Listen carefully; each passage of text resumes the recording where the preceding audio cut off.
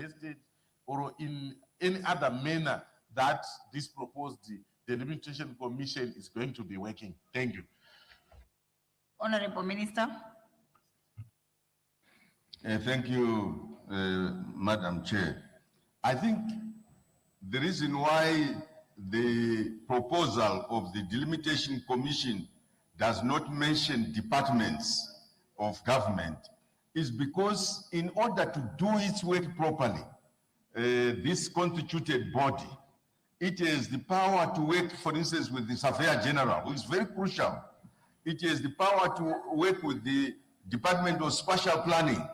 It has the power to work with those in the councils who deal with localized areas that are administrative, say in an urban area where you have a district that run, say, Mfakose. So all those consultations will be done. And I think, as you know, all government ministries can answer to a delimitation commission in order to give technical input that will make the delimitation do its work. So spatial planning is definitely very important as you do the boundaries of Harare and as you do the boundaries inside Harare, so that people who are serviced by the Mbare district office can continue to be serviced without them being put in another area, because when you want to give services, it complicates. In the rural areas, it's the same. And people will be consulted so that we take care of the service delivery. That's why, as the leader of government business, they say, this is really a transformative proposal where we have our eye on servicing our people properly in localized areas that are well delimited, and in making sure that those people have some privileges and they know each other and they can attest that we belong to this area, we belong to this community. That's what the Constitution says about delimitation. I thank you, Madam.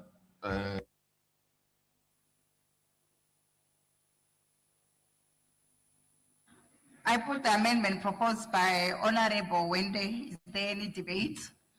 I put the question that the amendment proposed by Honorable Wende be now made. Those who are of that opinion will say aye. Those of the contrary opinion will say no. I think the noes have it, the noes have it. The question is accordingly affirmed and the amendment is hereby negatived. I call upon Honorable Minister. Honorable Chair, I propose that we have a recess and we go for dinner and we come after an hour.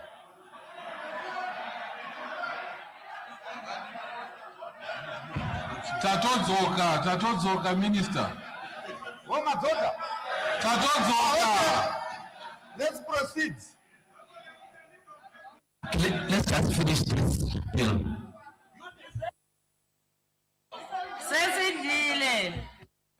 Pardon? Yeah, so let's proceed. It's okay. Proceed with the next one. Huh? JP.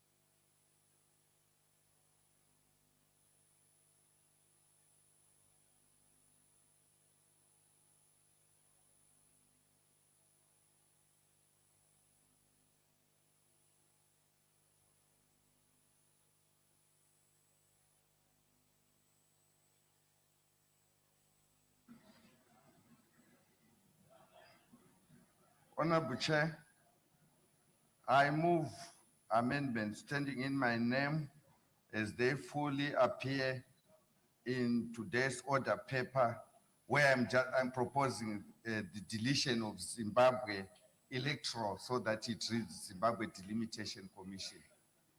I submit, Honorable Chair. I put the amendment proposed by the Honorable Minister. Is there any debate? I put the question that the amendment be now made. Those who have that opinion say aye. Those of the contrary opinion say no. I think the ayes have it, the ayes have it. The question is accordingly affirmed and the amendment is hereby made. I put the question that clause 12 as amended by Minister stands part of the bill. Those of that opinion say aye. Those of the contrary opinion say no. I think the ayes have it, the ayes have it. The question is accordingly affirmed and clause 11 as amended stands part of the bill.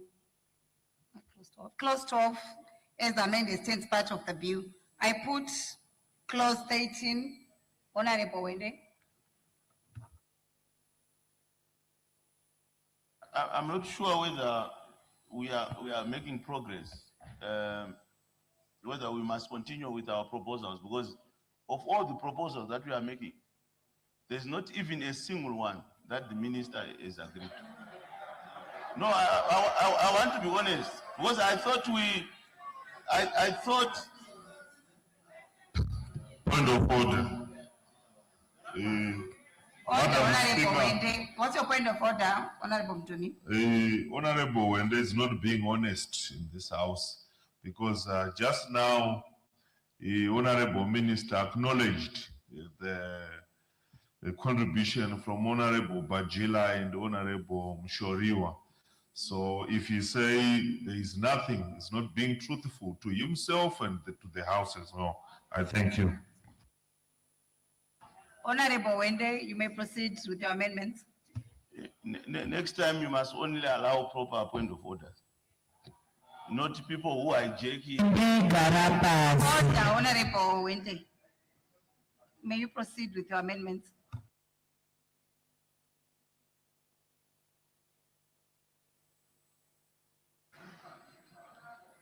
Honorable Minister,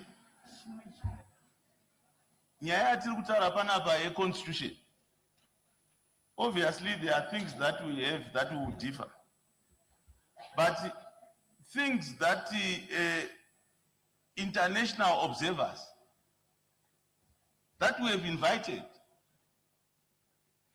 have recommended, you guys, you always have disputed elections. And Gadzirisai A, B, C, D. Then we bring them here. And you don't even consider even one. You know, it's problematic. We want to build this country. We want to have elections that are not disputed. We have all suffered from disputed elections.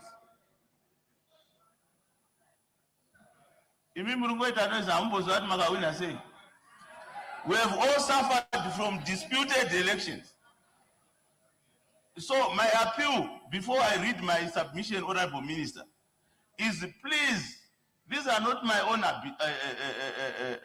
proposals, but these are proposals that everyone, political parties, international observers, have also recognized. Could consider these things, maybe our elections will be undisputed. So that's my appeal, but I'll go and motivate my amendments.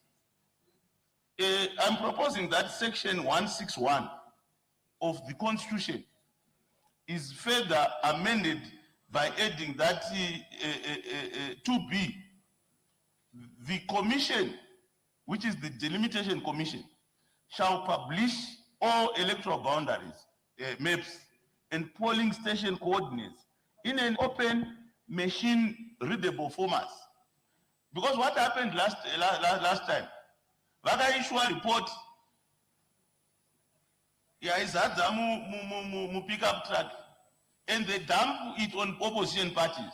A few days before my process is at, we have no capacity to analyze my maps. We have no capacity to make use of the data. It's a box ticking exercise. But if you give us, and the Constitution mandates that commission to give us machine-readable maps, we are able to go on a machine and analyze and see where we have problems, see where we should do campaign. Because no end of my election, my boundaries are changed. mawadzi aiswa mapurazi, we don't even know what. This is my appeal, that the constitution itself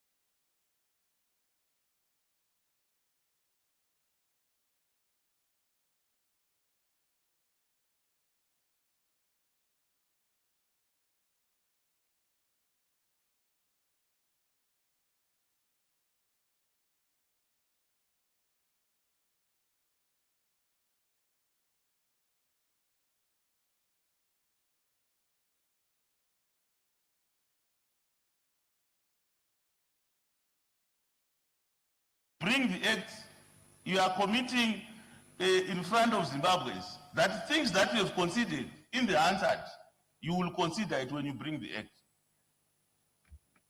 Honorable Minister.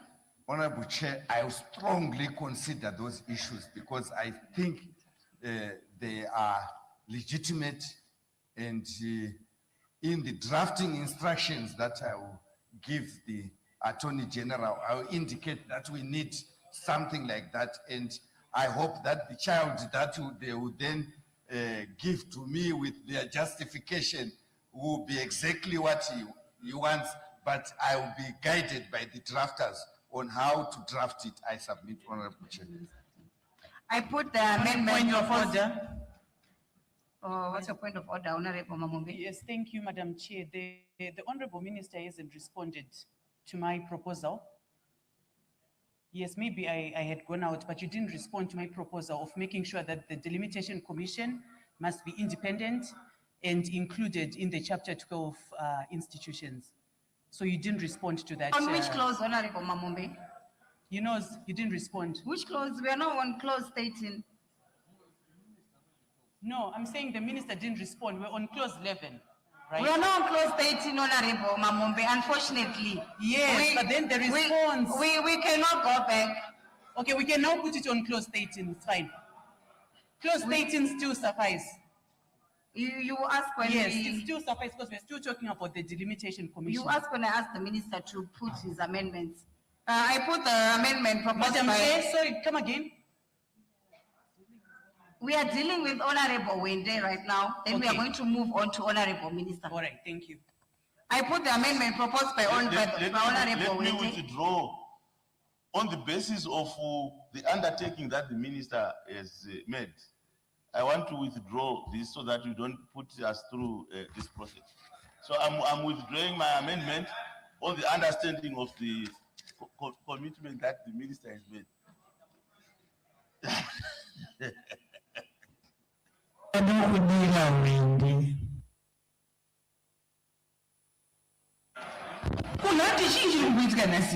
Ndakarora my. I recognize Honorable Minister. Honorable Minister, your amendment. Your amendments on clause 13. Thank you, Honorable Chair. I put amendments in my name on clause 13 as they fully appear in the order paper, just a legal scrubbing issue to delete Zimbabwe electoral and substitute with Zimbabwe Delimitation Commission. I submit, Honorable Chair. I put the amendment proposed by the Honorable Minister. Is there any debate? I put the question that the amendment be now made. Those of that opinion who say aye. Those of the contrary opinion who say no. I think the ayes have it, ayes have it. The question is accordingly affirmed and the amendment is hereby made. I put the question that clause 18 is amended by minister stands part of the bill. Those of that opinion who say aye. Those of the contrary opinion who say no. I think the ayes have it, the ayes have it. The question is accordingly affirmed and clause 13 as amended stands part of the bill. I put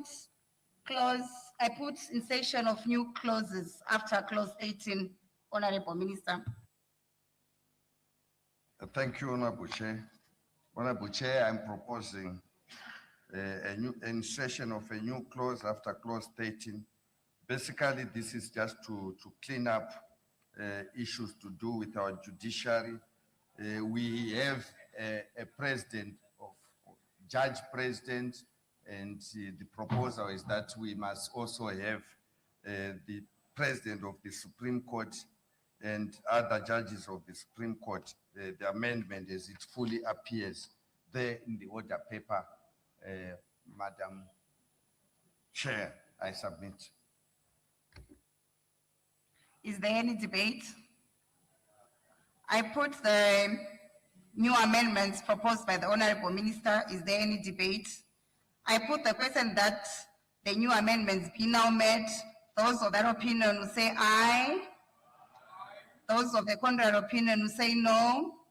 I think the ayes have it, the ayes have it. The question is accordingly affirmed and the new amendments are hereby made. I put the question that the new clauses stands part of the bill. Those of that opinion will say aye. Those of the contrary opinion will say no.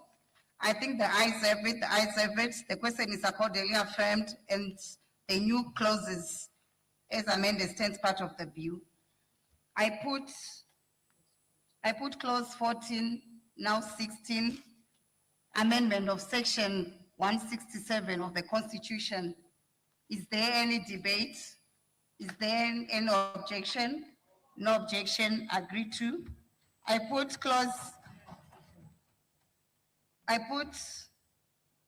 new insertion of clauses after clause 14, Honorable Minister. Thank you, Honorable Chair. I propose amendments as they fully appear on the order paper. Again, this deals with our superior courts to just indicate that the Supreme Court is a superior court of record consisting of the judge president of the Supreme Court and no fewer than 2 other judges of the Supreme Court and any additional judges appointed under subsection 2. Like I said, as it fully appeared there, just to capture what we have already agreed to in the earlier clause. I submit, Honorable.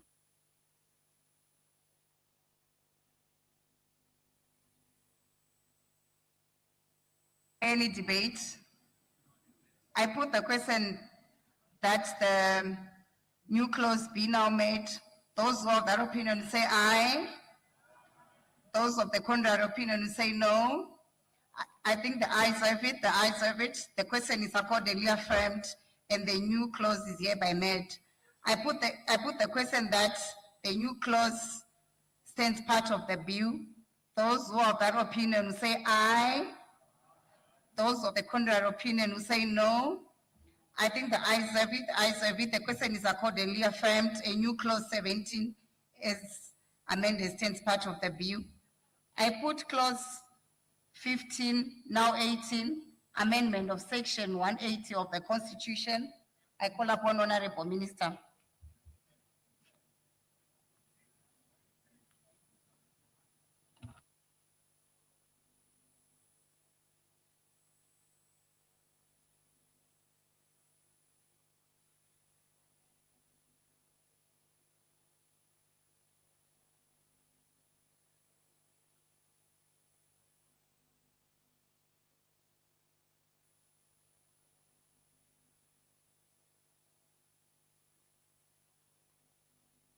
Chair, I propose amendments as they fully appear on page 1715 of today's order paper, where I propose insertion of new clause after clause 15, and then we.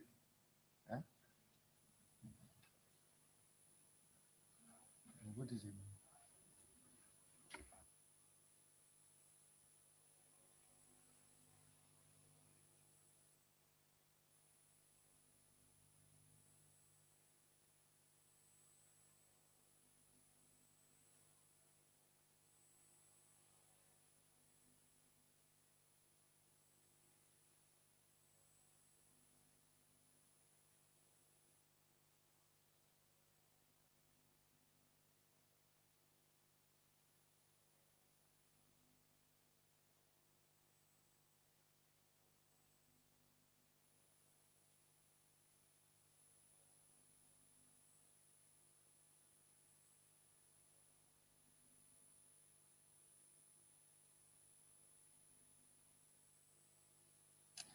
Sorry, Honorable Chair.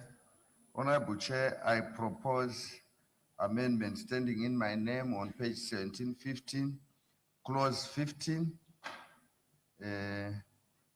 on page 4 and 5 of the bill to delete clause 15 and substitute with the following, as it fully appears on the order paper, on the appointment of judges in subsection 1 by the insertion of after Deputy Chief Justice of to insert the Judge President of the Supreme Court, and by the repeal of subsection 2 and the substitution of the following, so that to read the Chief Justice, Deputy Chief Justice, Judge President of the Supreme Court, Judge President of the High Court, and all other judges shall be appointed by the President after consultation with the Judicial Service Commission, and by the repeal of subsection 3, 4, 4A, and 5. I submit, Honorable Chair. I put the amendment proposed by the Honorable Minister. Is there any debate? I put the question that the amendment be now made. Those who are of that opinion say aye. Those of the contrary opinion say no. I think the ayes have it, the ayes have it. The question is accordingly affirmed and the amendment is made. I put the question that clause 15, now 18, is amended by Honorable Minister, stands part of the bill. Those who are of that opinion say aye. Those of the contrary opinion say no. I think the ayes have it, the ayes have it. The question is accordingly affirmed and clause 15, now 18, is amended, stands part of the bill. I put new insertion of new clause after clause 15, now 18, Honorable Minister. Thank you, Honorable Chair. I propose amendments standing in my name as they fully appear on the order paper.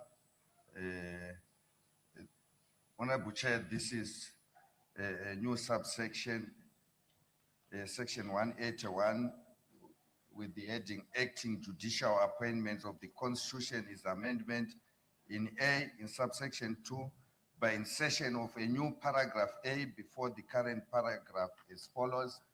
A, Judge President of the Supreme Court. B, in subsection 3, by the insertion of the words or any other qualified to be appointed as a judge of the court concerned after a former judge. In other words, we want not only former judges to be appointed as acting judges, but those that are relevantly qualified to be appointed also as acting judges, like what the system in South Africa, where experienced lawyers can also be appointed for a specific period to act as judges of the court. I submit, Honorable Chair. I put the new clause proposed by the Honorable Minister. Is there any debate? I put the question that the new clause be now made. Those who are of that opinion say aye. Those of the contrary opinion say no. I think the ayes have it, the ayes have it. The question is accordingly affirmed and the new clause is hereby made. I put the question that new clause 19 stands part of the bill. Those who are of that opinion say aye. Those of the contrary opinion say no. I think the ayes have it, the ayes have it. The question is accordingly affirmed. A new clause 19 is amended, stands part of the bill. I put clause 16, now 20, amendment of section 212 of Constitution. I call upon Honorable Minister. Honorable Chair, this is an amendment that I sincerely no longer want to proceed with for the following reasons. I had proposed an amendment that I put after insert, uphold, and then in accordance. But I no longer want that amendment. I want it as it is in the bill. So I'm not proposing any amendment to this. I want it as it is in the bill. Let me explain why I'm doing so.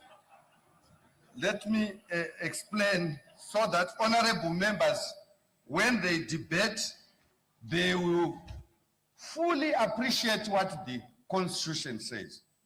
The Constitution, Madam Speaker, Madam Chair, in chapter 11, which speaks about the security services, says in section 207, the security services of Zimbabwe consist of the defense forces, the police service, the intelligence service, the prisons and correctional service, and any other security service established by Act of Parliament. Then it goes on to say, the security services are subject to the authority of this Constitution. I repeat, Madam Chair, subject to the authority of this Constitution, the President and the Cabinet, and are subject to parliamentary oversight. Membership of the and then it says on 208, conduct of members of security services. Members of the security services must act in accordance with this Constitution and the law. Honorable Chair, this is all that I am doing with the amendment that we are laying before you, to make sure that the text of every security sector speaks to what the Constitution says. And there was a drafting error where it said uphold, when all the security services are supposed to act in accordance with the Constitution as fully indicated in section 208. And that's the reason why we are changing section 212 to read exactly like what it says in 208. I submit, Honorable Chair, and I'm not proposing any amendments. I want it to be upheld as it is in the bill. Is there any debate? Debate? Before you debate, Thank you, Honorable Madam Speaker. I rise to buttress what the Honorable Minister has submitted. Honorable Speaker, ma'am, in drafting statutes and in revising statutes, we remove textual ambiguity. So this is one typical example of textual ambiguity which we saw fit to remove.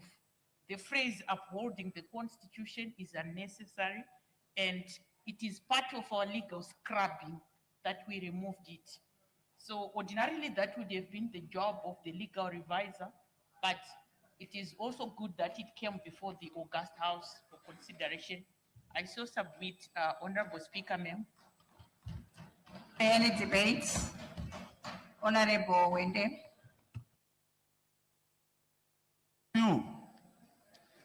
To the Honorable Minister is kuti kana pasina chanetsa apa taitangosiya zvakadaro zvinhu zviri sezviri muConstitution. Gore riya takazoverenga news tiri pamwe chete tiri mapolitician, zvinhu zvashata, zvinhu zvemasoja taitangosiya zvakadaro kana pasina chanetsa. But kana pane chanetsa ameno motitaurirawo, but kana pasina chanetsa taitangosiya zvakadaro. Order, Honorable Wende. and the Honorable is not even speaking to the text.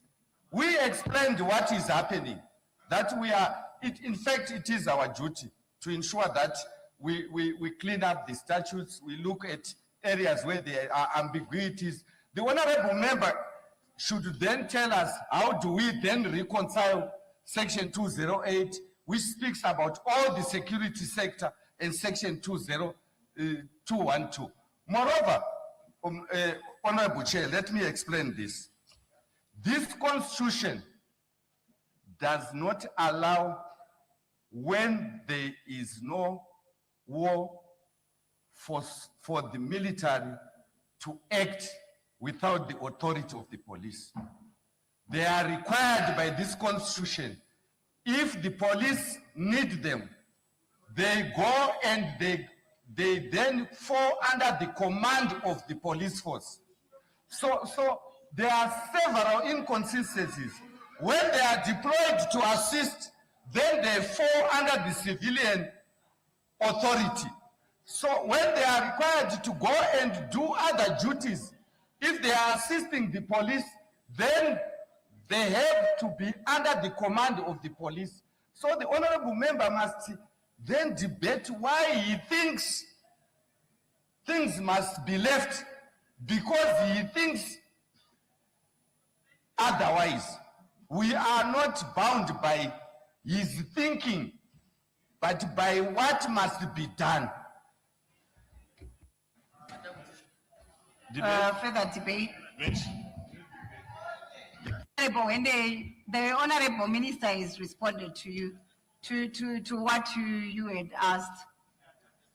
The honorable minister, together with the attorney general, were very clear. The law is not supposed to be ambiguous. It's supposed to be understood by anyone. But he has invited me to suggest. He has invited me. You may proceed. Okay. In any honorable minister, we will stand guided. But by what you have said. Kana musina yenyu dambudziko, we will stand guided. Tangoti sevanhu vari kutamba vese tiri muno tirambe chitamba tese zvakanaka. But kana pasina dambudziko, we stand guided and I withdraw. Further debate. Yeah. Thank you, Madam Chair. Madam Chair, I've got two issues. Madam Chair, I've got two issues. The first one, I want the Honourable Minister to explain the difference between upholding and acting in accordance. I think that is very important for him to explain the distinction. Secondly, I heard the Honourable Minister say that the army can only intervene when it is called by the police to do so. Was that the case in November 2017? I thank you. Thank you, Honorable Chairperson. There is a difference between the term acting in accordance with the Constitution and being expressly required to uphold the Constitution. The current term which exists right now imposes a positive constitutional duty, according to my interpretation. And the one which is imposed appears to place an emphasis on compliance. So where there is uncertainty, I believe maybe Parliament should prefer a stronger constitutional language rather than weaker language. So I would actually advocate for the current clause to remain as it is. The current sentence should remain as it is. Thank you. Further debate, Honorable Mshoriwa. Thank you, Madam Chair. Madam Chair, I've got three issues that I wanted to raise. The first thing, the current reading of 212, to me, sound better, because remember, we brought this text, notwithstanding the ambiguity which the Minister and Attorney General refers to. Deliberately in 2013, we inserted 212 as it is. We wanted our defense force to uphold the Constitution. And what does uphold means?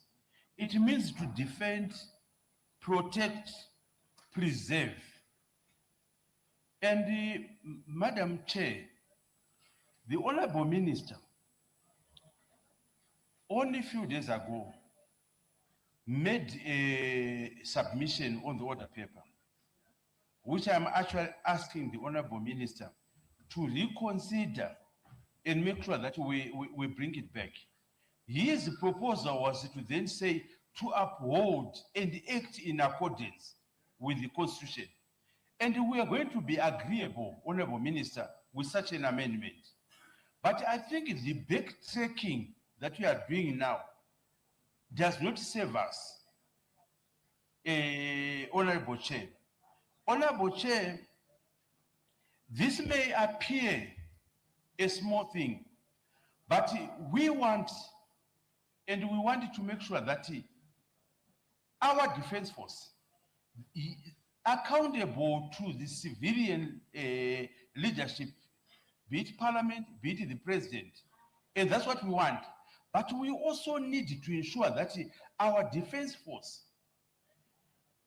actively and also understand that they are supposed to uphold the Constitution, rather than to have a situation where we'll create other avenues where the defense force will then say, look, we are no longer asked to uphold, we are now just asked to act in accordance. And the interpretation again may actually create a problem. So my request, Honorable Minister, let's go back to your proposed amendment. Your proposed amendment would make sense and it's progressive. And in any event, Honorable Chair, what mischief are we trying to cure? Because I think that is the fundamental. There should actually be a problem that is currently existing that we want to cure. It cannot be a question of ambiguity. We did this constitution in 2013 and we've been living with it ever since. I thank you. Further debate, I recognize Honorable Mtodi. Thank you, Madam Chair. I think my colleagues would want to appreciate one very important thing, that when you are changing from a directly elected president, a president who is directly elected by the people, it means that you are giving more powers to parliament than if you are taking those powers from the executive. You want to know how. Because if a president has been directly elected, yes, I want to come to the guardianship issue. Don't cross my path. So the issue that I am trying to articulate is that as you change from a presidential system to a parliamentary executive system, it means Parliament now has got powers to remove the president. The president is now accountable to Parliament on a daily basis. So if that happens, if the Constitution still says to the military, uphold the Constitution, there shall come a time when Parliament and the President will be disagreeing. If Parliament and the Executive disagree, who does the military uphold? Because the President is the commander-in-chief of the defense forces. They cannot, in that regard, fight against the President, who is their commander-in-chief. Yet Parliament is trying to remove the President for incompetency or for any other reason. So when you are changing to a parliamentary executive system, you have to change that phraseology from upholding the Constitution to act in accordance with the Constitution, because to avoid conflict of interest. So this clause specifically is supposed to remove the guardianship role, the guardianship loophole. And it's not only Zimbabwe which is doing this. If you go to Canada, they've shifted from upholding to acting in accordance with the Constitution. You go to the UK, it's the same thing. So once we agree that we are changing from a directly elected president to a president elected by Parliament, it means we are giving Parliament supremacy over the executive. And that phraseology has to change automatically. Thank you very much. The debate, Honorable Amoso. Madam Chair, I want to raise about three things. Honorable Minister, when he was responding to us, to the debate, he actually said that context is everything. And I think there's a context in which the Honorable Minister brought this amendment, which we said, which I am in belief that it must be maybe parked for now, because that context, I am sure it needs more of some kind of negotiation that than the way we are currently doing. Because the minister referred to other liberation movements like in Angola, and now that they are in transition. So when you are doing that, like even what Honorable Mtodi said, that there is a transition, it has to be smooth. If it creates some problems, I understand, Honorable Minister, in many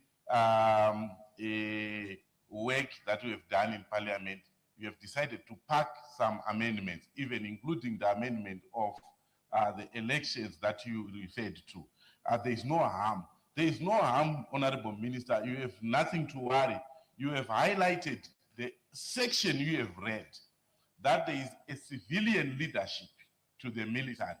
You also said the military is accountable, or the defense forces, they are accountable to cabinet. They are also accountable to Parliament, because we have a committee on defense and home affairs. Then there is also the power that we use as Parliament. That is the power of the purse against the power of the sword. So because we have that power of the purse where we control the budget. So for now, because there is a context which we may not want to go too much into detail, but because of that, if there is no harm, if there is no mischief, I appeal to you, Honorable Minister, with your wisdom, to pack this clause and leave it as it is. As you say, that Constitution is a living document. We will have more time to refine this as the people who agree, because what is more important is consensus building, where even from one side, even your side, everyone is saying, yes, I see what Honorable Minister was saying, there was ambiguity. So the ambiguity that you have highlighted today, there is need to communicate that to the other people who have fears, and we can't ignore those fears that the people will have. So this is my submission. Wind up. I'm just saying we still have the constitutional safeguards to make sure that the defense forces, they actually operate within the law, as I have highlighted. And I appeal to the Honorable Minister to pack this amendment and leave the Constitution as it is for now. It is good for us, and I believe that my appeal will be considered. Honorable Mausa, Thank you're you. now repeating further debates. Honorable Gumbo. Thank you, Honorable Chair. My debate would be that, Honorable Chair, the words uphold the Constitution have been given constitutional meaning in our jurisprudence. They are no longer just words where the interpretation is unclear.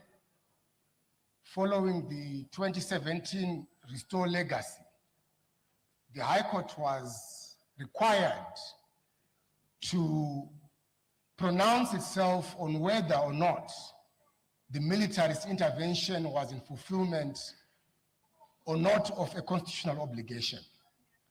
And the Court of the Land clearly determined that Operation Restore Legacy was executed in accordance with the Constitution, and an interpretation was then given of what it means to uphold the Constitution. The court recognized that the military, in terms of the Constitution, have a right and obligation to play guardian of the said Constitution, preventing or protecting rather the citizens and the Constitution from usurpation of power by unelected individuals. That was the criminals around the president allegory. That the military, whenever there was a threat to constitutionalism, when there's a threat to sovereignty, they must come in as guardians. So there is jurisprudence on the interpretation of the said May you words. wind up? So today government wants to change that meaning, which has been judicially interpreted. We need a reason. What mischief is government seeking to attend to? What has changed in terms of the meaning that the courts of the land have given to the obligation of upholding the Constitution? Because the army must not just, act in accordance. They must be a guardian. It is not, comparatively, it's not something that will be unique to Zimbabwe. There are institutions which are reposed with a superior function of exercising safeguarding powers over our Constitution. So, as long as there is no clarity on the mischief which is sought to be addressed, let's respect what the courts have acknowledged and interpreted of this section, and let's maintain section 212 as is. Thank you. Order, Madam Speaker. Yes, what's your point of order?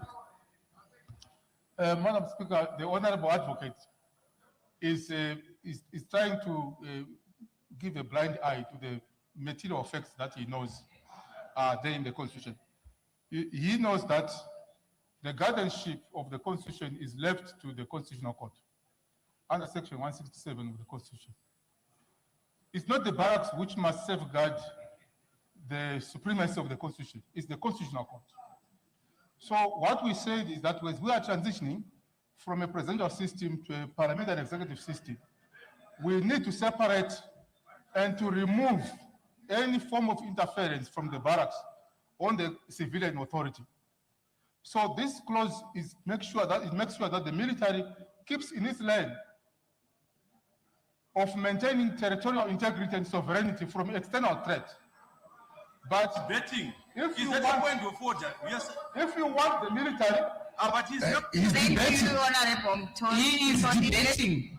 if you want the military to then Honorable Mtoni, Parliament. thank you. Let's allow the Honorable Minister to respond. We debated up to midnight yesterday. Order. Let's allow the Honorable Minister to respond.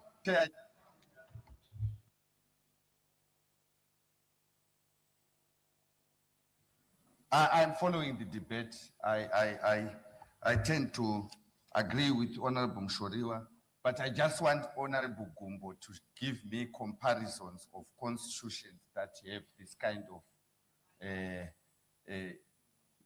section in them. I think it's very good when we compare, when we do comparative analysis, so you can give me, and then we can use that, because he said it's not unique what we have there. But I believe that there is no way you can uphold something that you are not acting in accordance with. That's why I said what Honorable Mshoriwa said makes sense, that I can as well retain it as it is in the amendment that I proposed. But so that we are all clear, because we are here to improve our law, not to say that why are we doing this? When we see something and we believe that there is need for improvement, we can do that. Perhaps Honorable Gumbo can give me comparisons so that we can proceed. Further debate. Order. Honorable Gumbo. Honorable Chair, when the minister stood up, I was happy because I thought he would comment on the first part of the jurisprudence that has been set in as far as interpreting the meaning of section 212. Yes, we can go comparative, but our courts, the highest court of our land, have pronounced themselves on this very issue and the meaning of 212, upholding the Constitution and the significance thereof of that clause. Why are we running away from it? Maybe he can guide me. I don't remember this issue going to the Constitutional Court. Just responding, he said the highest court. So I'm not aware. But I think it's not debate which is not enriching. That is the problem. I acknowledged the debate by Honorable Mshoriwa. It's not about scoring points, but he said other comparative jurisdictions. And I said, can you show me? And he says the High Court.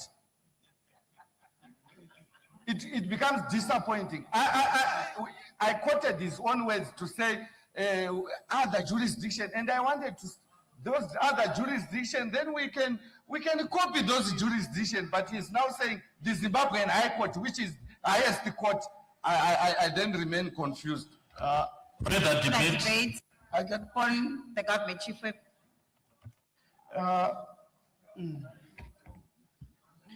No, thank you, Madam Chair. Madam Chair, I'm of the opinion that we can still find a common ground and send the same message. There's somebody, honorable member, who is distracting the chair, the minister.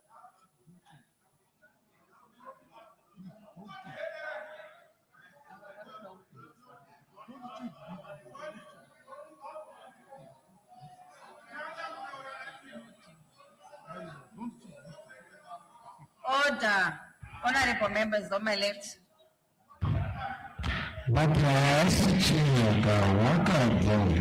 Can I You may proceed. proceed? Chair, Madam Chair, if I look at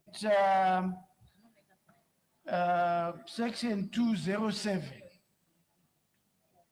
and with the upholding that we would want to change, I propose maybe to the minister that we can carry both and include the upholding and also in accordance to the Constitution. Why I am saying that, after reading 207 subsection 2, the security services are subject to the authority of the Constitution, the President and Cabinet, and are subject to parliamentary oversight. So I think he will have included both, and we have not affected the whole thing, because upholding, in my view, if my interpretation is correct, is the person who uphold what he is subject to. So I think if the minister would accept, I think we can use in the same statement both of those. I totally Debate. Further debate. I agree with you. Yes, Honorable Wendy. Please. I want to thank the Honorable Government Chief Whip for that intervention. Only the minister, I think he was not listening, and the AG, from the submission that was made by Honorable Gumbo. Because in my lawyer, kana isuta gutika nao isusu ma bush lawyer, imimi matadza kubata unyanzvi wataurwa na Honorable Gumbo. Paneta problem. Because Honorable Gumbo is very clear. We all know that this case has been before the courts after 2017. Order, Honorable Wendy. Order, eh? You are now repeating what is. No. I'm reaching. Buffet, do chichi name. Honorable Shachwayo. Manguri Mashed, Order, Honorable Shachwayo. Honorable Wendy, please don't repeat what has been said. All right. Anyway, my point is this. Clearly, this is a matter that there's no harm in us as Parliament leaving it as it is, whilst the minister wakita further consultation, because this matter was before the courts. An interpretation on upholding was already given, and we want to take away that right from the Constitution. So I want to be educated on the court case from Honorable Gumbo on your behalf. No, I just want to be educated so that I can respond. Honorable Gumbo can also educate me because he was interjected when he was still talking. Yeah. I had 2 points that I wanted from Honorable Gumbo. Comparative jurisdictions that have this. I'm reaching there. Secondly, the court case that it. But you had not recognized him. The minister is speaking. May we take your seat? Yeah, but I have not finished. I had not finished. Let me finish my point. I had not finished. You will talk after the minister. Why? Why? Honorable Wende, may you take your seat? You speak after the minister. It's the minister's amendment. Let him speak. Your procedure is wrong.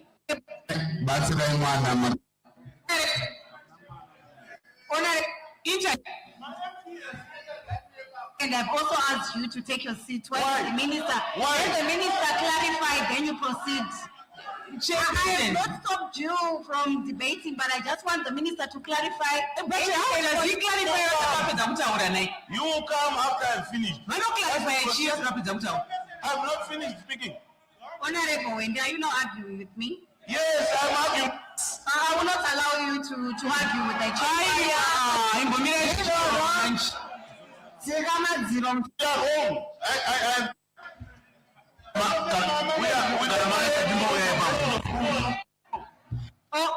Point of order. On the basis of rules. Point of order. Order. Point of order, madam. Honorable Wendy, can I pass it? Point of order.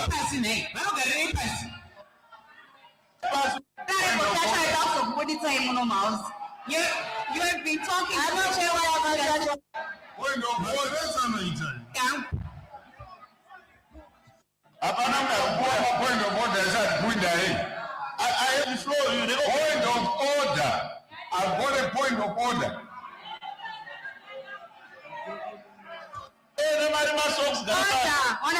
Point of order.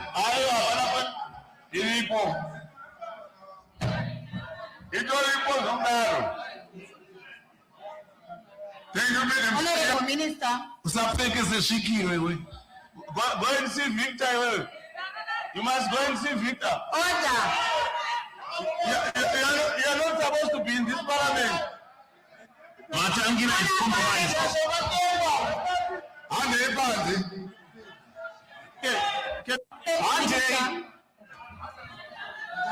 My point of order made him speak.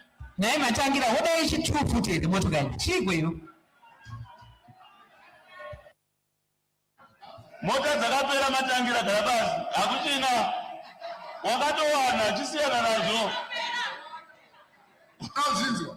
Mota hadziperi. Hadziperi, unotopera bhutsu zvese nebvudzi. Ndinasangana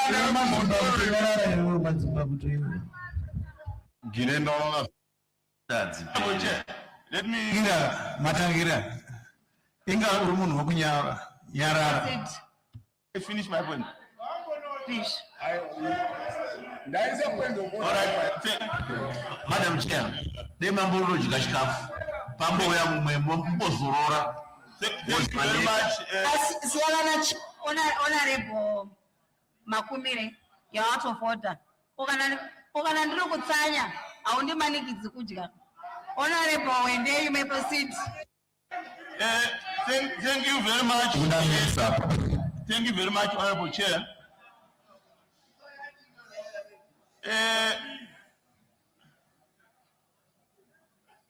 After submission, Honorable Gumbo, and submission, Government Chief Whip, my appeal to the Minister is that let's drop this clause then we stick to what is in the constitution for now.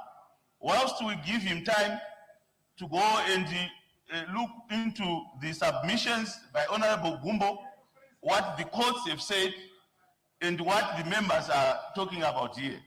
Because kana personal problem, our appeal, we are appealing to you from a friendly perspective. Kuti tinoshanda tese pana, kana personal dambudziko, ngatimbozvisiyai zvakadaro for now. Toenda mberi tichita zvimwe zvinhu. So that those who are supposed to uphold the constitution continue to uphold. Tozozviona pamberi iappeal but kana mati ignore togara zvedu pasi tozomoresana pamberi apo. Musabata masoja wakomana. Regerai. Madam Speaker, Madam Chair, in a point of order. Pandaisa submission yangu and akunzwa minister vachipindura. Order, Honorable Mangwa, may you lower your voice? Pandaisa submission yangu ndanichitaura kuti minister vapindure kuti pane kupfupikira here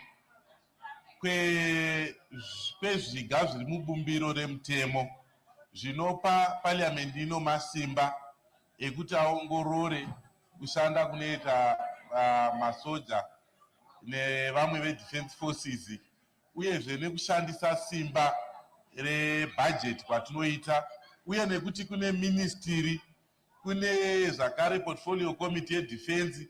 Minister wangu asina kupindura izvozvo kuti hazvina kukwana here, zviri kupfupikira papi zvose zviga izvozvo zviri mubumbiro remutemo. Sezvo tichiona kuti kunyange neconstitution chaiyo inoti munhu wose anogona kusamonwa. Honorable Amoswa, the minister is here to respond.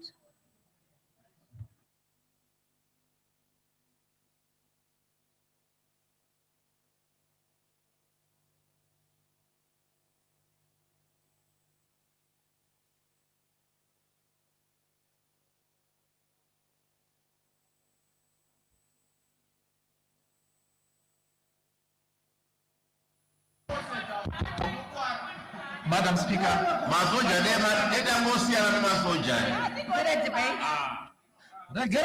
Ndingendida kuti Madam Speaker, ndiri kufarira mapindurirwo ari kuitwa naHonorable Minister panyaya yemasoja. Vari kupindura zvisina kana zvakanaka zvekuti dai vanga vachidaro pamaclouds ese aya kaya, dai zvapamba zvakanaka. Vane unyoro, havana ukasha panyaya yemasoja apa vapindura zvakanaka. Order, Honorable Gumbo. Honorable Chigumbu, you are out of order. Imbopai Honorable Zvaipa tinzwa kuti vari kutokudii.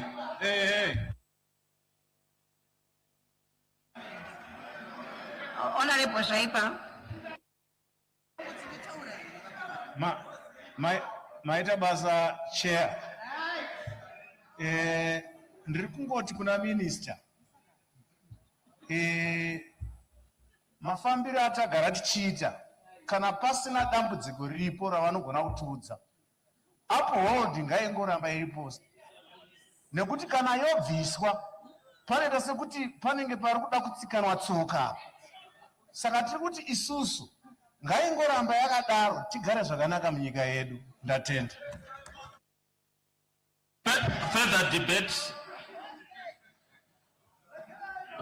Next one, Honorable Molokeli. Thank you, Madam Chair.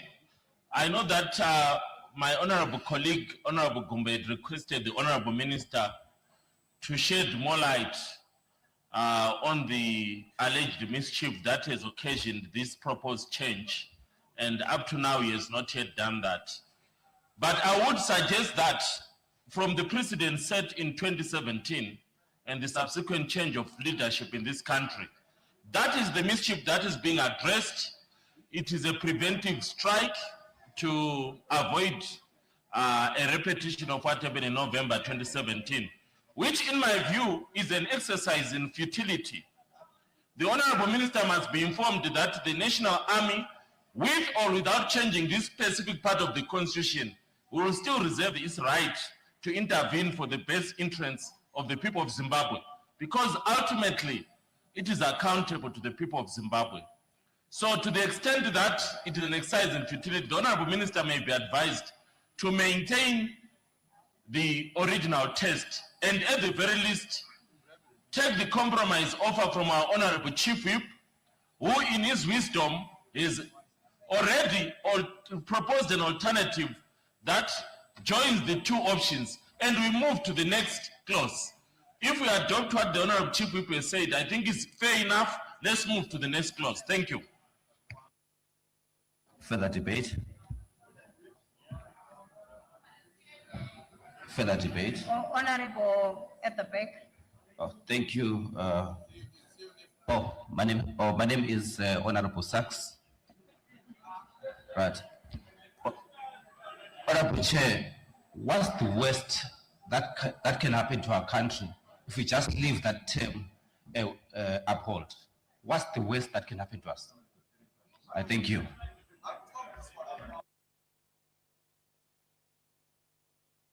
Honorable Makumire. Madam Chair, ndafunga kuti tisaramba tichitenderera tingofamba Makumire afana kumzoto. iri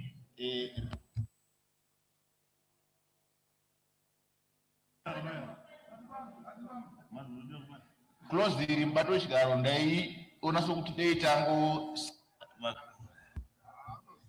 nokuti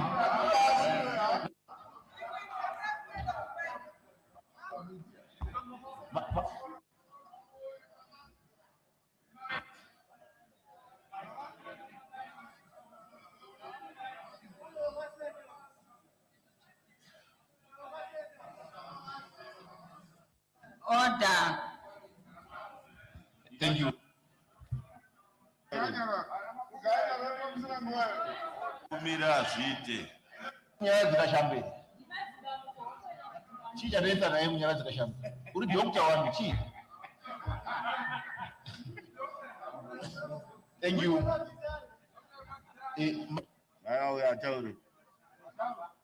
Point yangu ndeyekuti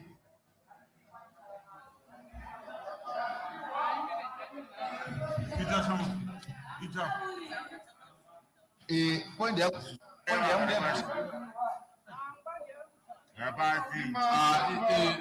mudhara matangira siyai karopa ataure naye mudhara. Order. Honorable members, on my right, may you allow Honorable Makumire to debate?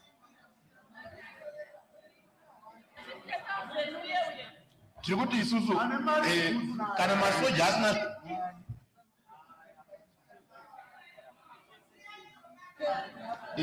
Madam Chair, ndo maifekze kupiwa mari ndauta kutodhibheta. Honorable Makumire, muri kuratidza kuti hamuna zvokutaura.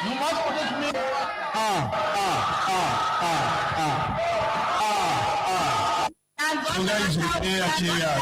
The right side did good and one is they are interrupting the debate. Tonga is repair chair. Zvavari kutaura ndosaka ndati havana zvokutaura, havasi kutaura zviri mu maiki iri kudzima matangira uyu, matangira ari kudzima madzima maiki. Chingu, mutoriro, imbanje, chini. Madam Chair, Nomad Protector, Marbe by me.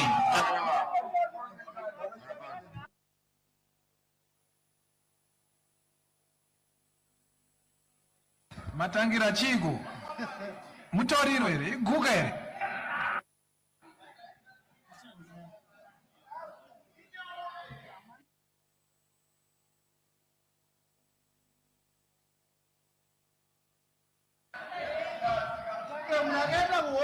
Irasta ere. Inga wakaenda kuhondo wani matangira. Order. Vetwa rudziko yoyo matangira yoyo. Chigo matangira. Irasta ere.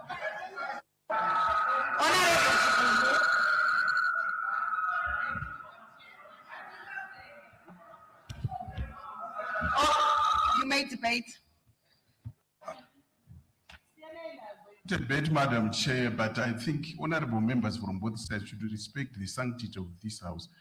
You know, it's now around 10 o'clock. We stay very far. Thank you.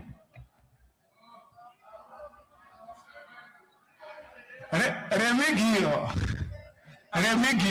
Inyawo pere. Okay. Let me allow them.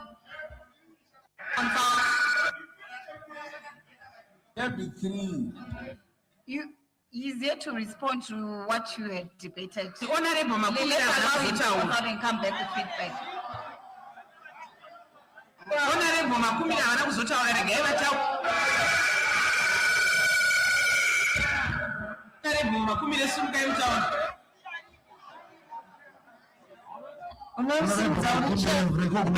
Baona vachiungana kudai pakashata.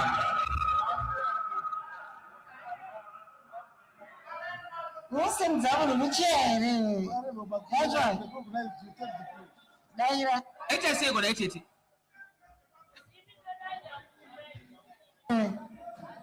Nyarao. Honorable Makumira Matangira. Mshoriwa. Matangira. Auna kumveri. Tokuveri. Honorable Makumira. Masoja iti mizvi waiwaishi. Zvakulewe. Mushake. Mafudzimiswa. Gerai vakomana. Regerai vakomana. Enda kashimira masoja daramba. Regerai vakomana. Ine hangu masoja akati. Verekai bhuku raHezekia vakomana.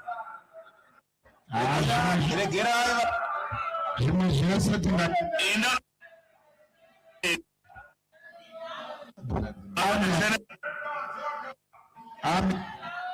Bhuku ra. Verekai. Ana Hezekia. Ana ine chungu. As masoja afari kuita forset. Kuridza ngoma nedembo.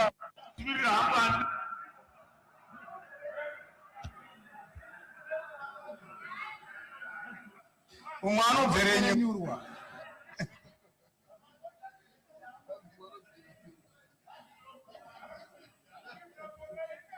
Apa nyaya yemasoja ina handipo vakomana.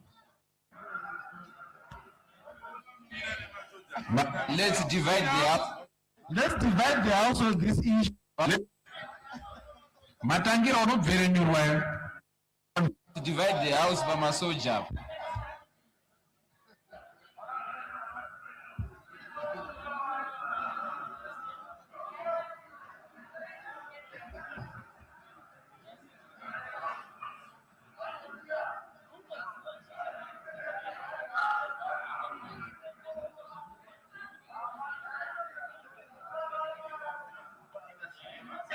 Kutanga rini masoja achitsapotwa nemi opposition naropa. Uri dokta wepi uri? Ropa here masoja naropa. Kubvunza kwamuri ukoko kuti manga makura zvakanaka munoremara vakomana. Masoja anombozvidere zveubvanzi. Masoja adi ubvanzi. Ese kwatabva mushe but tarisaone maunganiro aite vakomana masoja.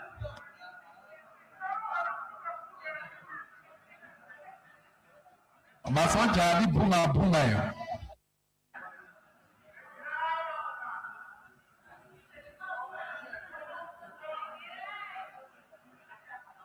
Kashambi kumba kwakokure kusema konapo ndo timu yedu kwenda kuFIFA World Cup.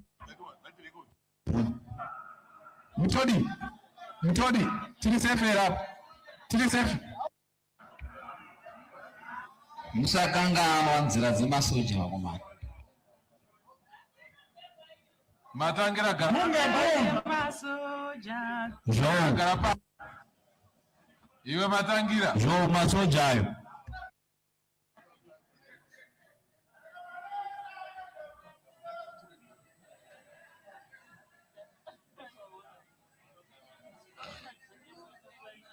zvikoro zvinosiyana masako munosvika uku soja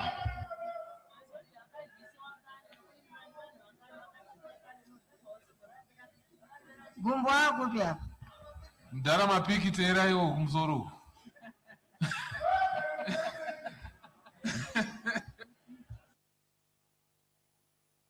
Zliwaya pa wafanika zliwaya. Mana zvaparudu waita pamabhuba. Itai mchikasira wakoma hatisi kuziva kuti vari kufungeiwo. Mavhudzi wakomani. Mavhudzi wakomanchester.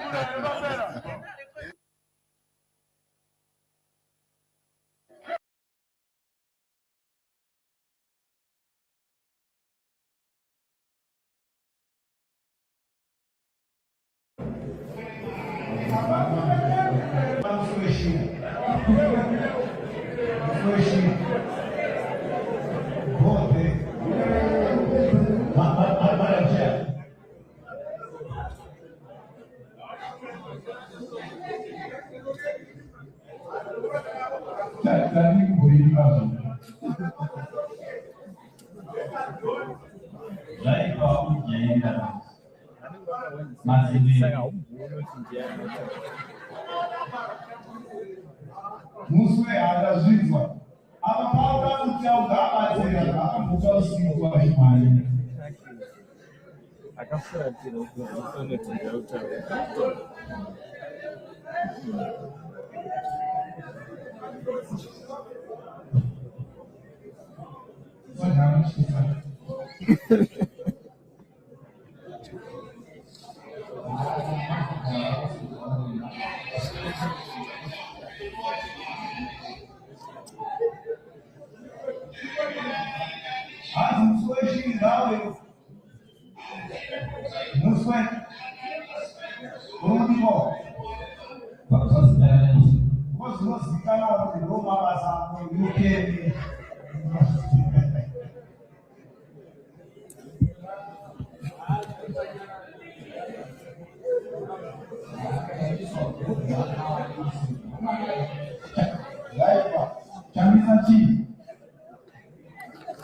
Chamisa chikwa.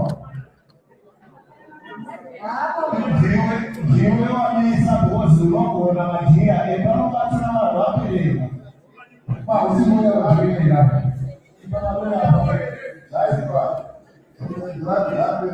Chuma usimuya unojoina.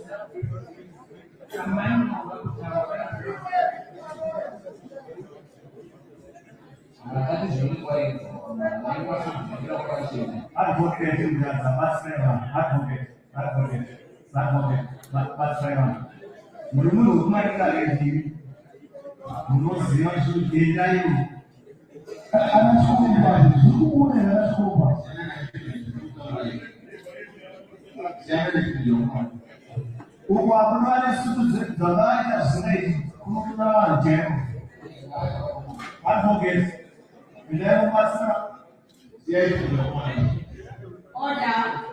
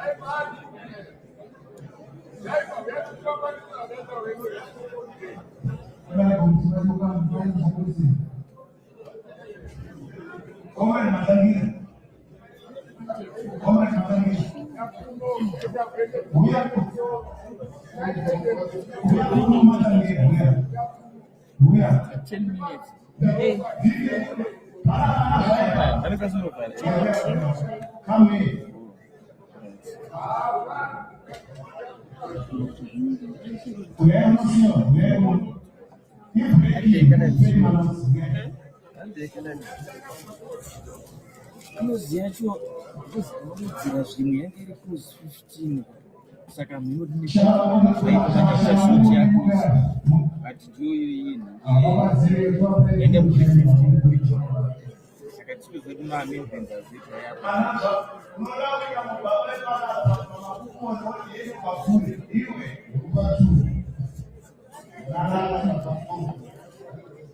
iye akachida kuzonyira mberi zvaakathinkuti in accordance with the constitution saka vari kuti zvonino ngairambe yakanzi to uphold the constitution then chikwati togona kushanda zvese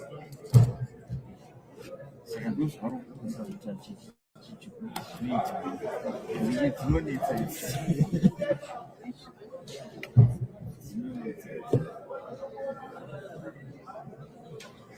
handitotsvaga dhimbu racho kana kutiro kazvo because handingoti chikafu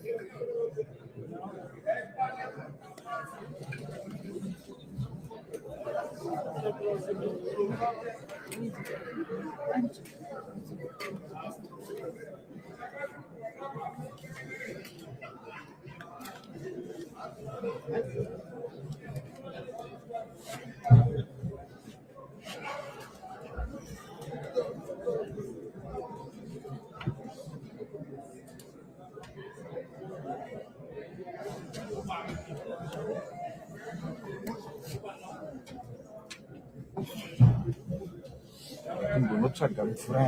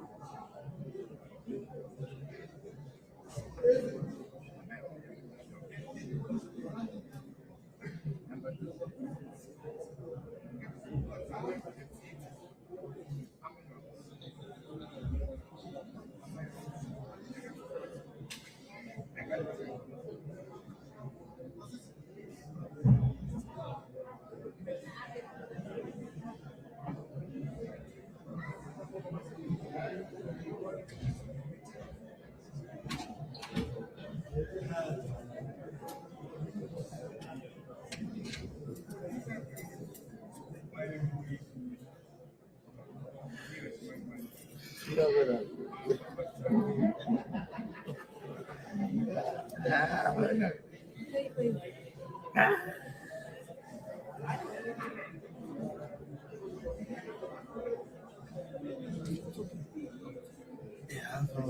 chance are 24 past. What do you know? Man, I'm going to break. I'm going to break 10 minutes.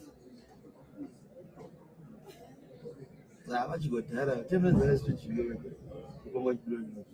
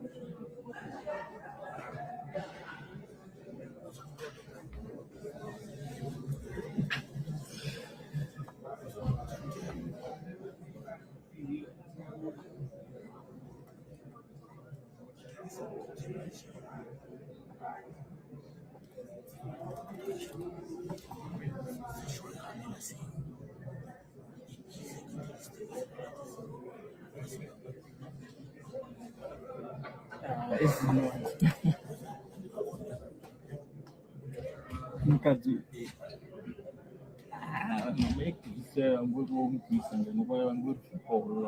I'm going to send it.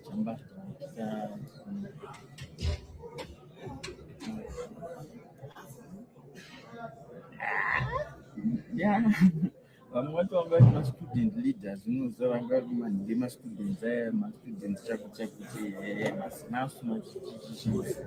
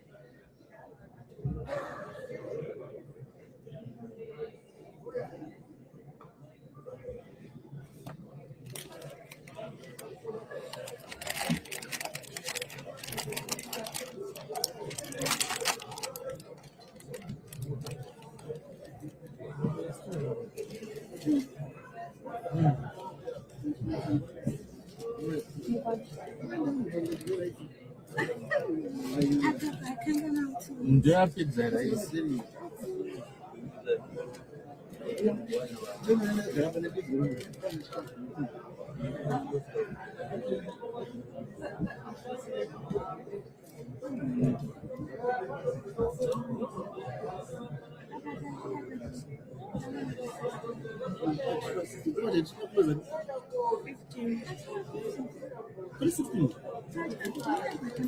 No, original. Younger original 15. That's it. That's fine.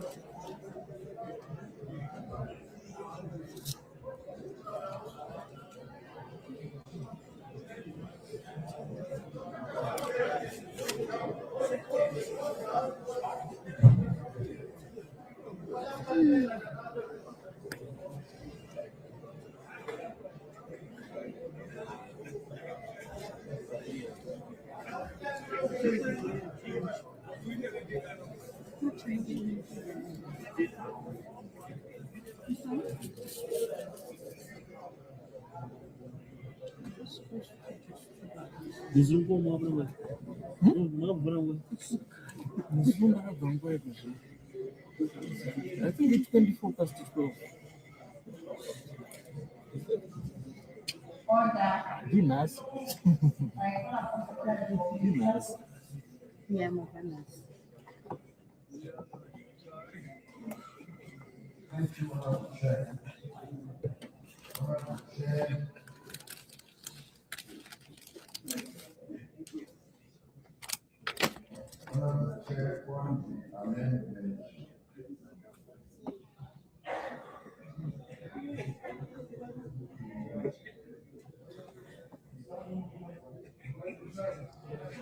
It's clause 16, not 20.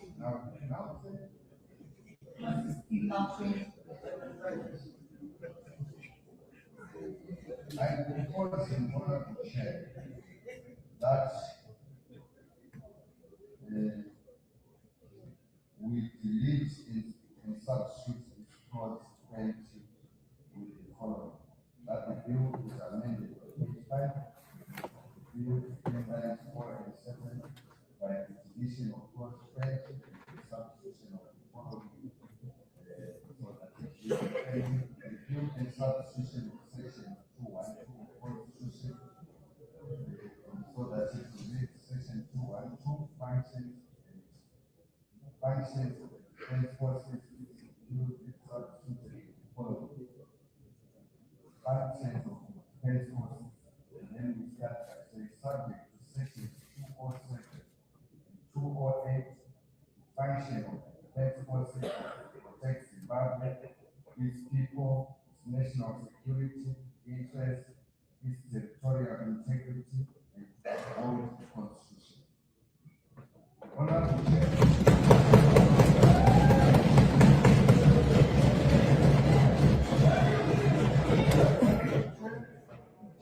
Before you let Honorable Chair, the reason why we did this fight,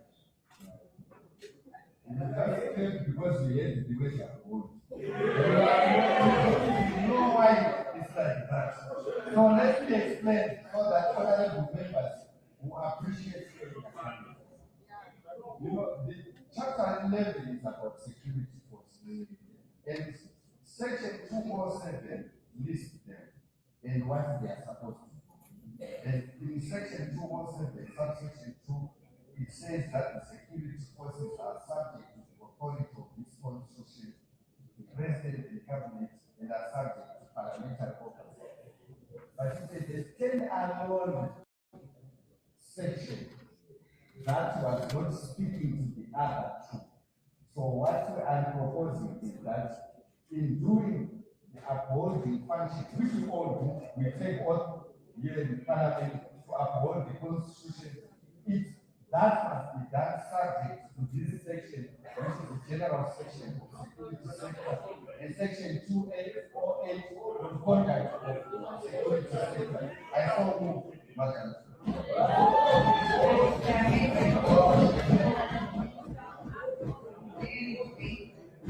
I put the question that the amendment proposed by Honorable Minister be now made. Those of that opinion say aye.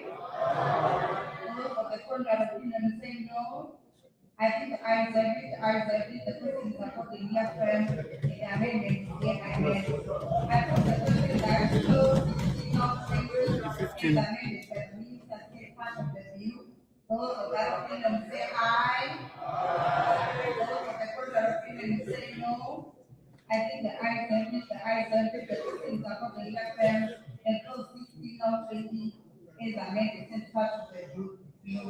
I put clause 17, now 21, amendment of section 239 of the Constitution. I recognize that for Thank you very much, Honorable Chair. I think in celebration of the victory towards the uphold, I now withdraw this clause. I call for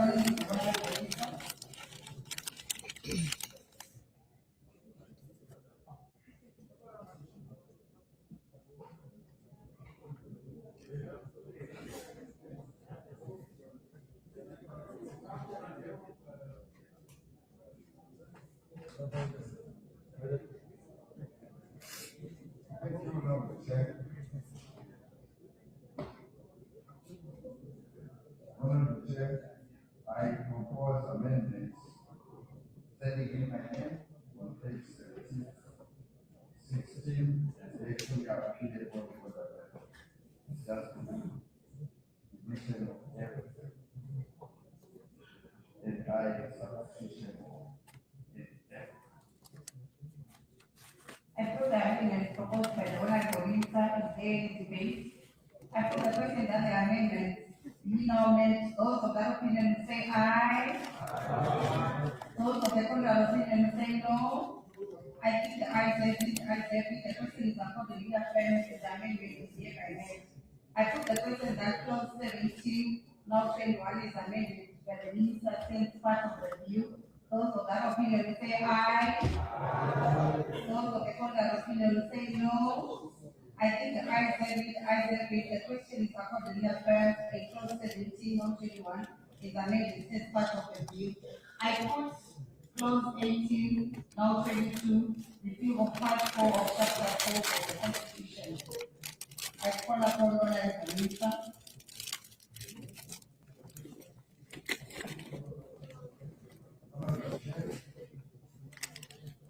I think this is the amendment of the agenda. That is fully appears in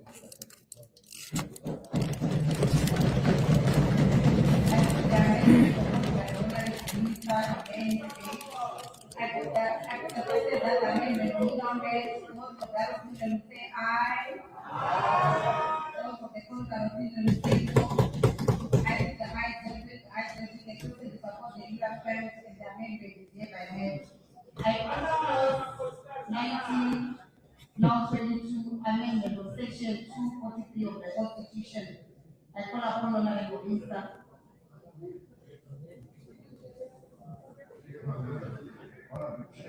this again comes up because we considered leaving the gender commission there. So I propose amendment and they could appeal on the paper.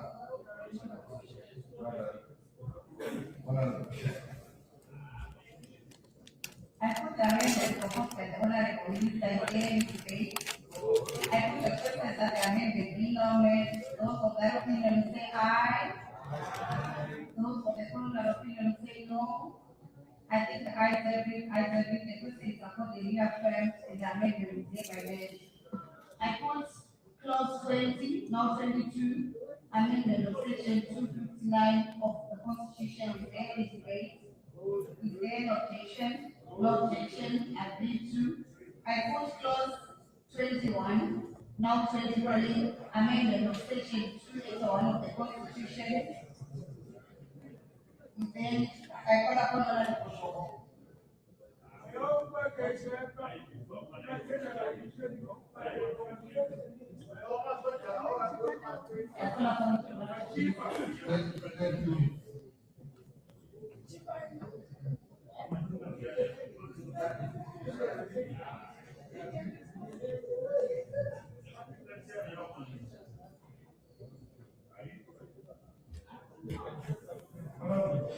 I propose that this clause be deleted.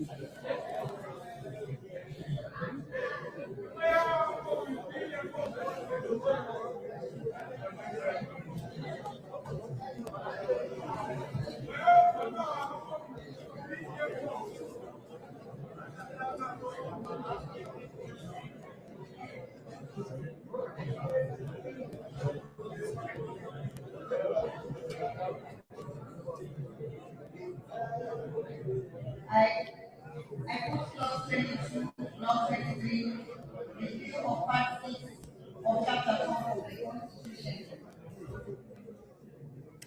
The last one. And then it will one.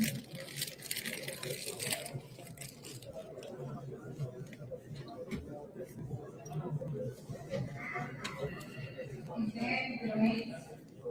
Any objection? No objection, agreed to.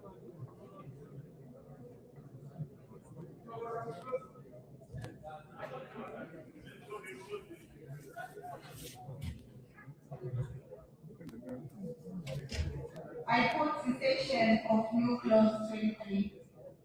I call upon Honorable Chandra.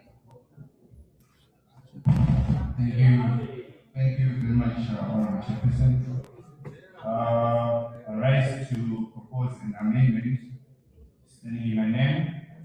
The amendment is since been drawn, and with your indulgence, Honorable Chairperson, I wish to read the advice of amendment of section 277 of the Constitution, section 277 open clause election to local authorities section of the Constitution is amended by the legislation of subsection 4 in the subsection of the following.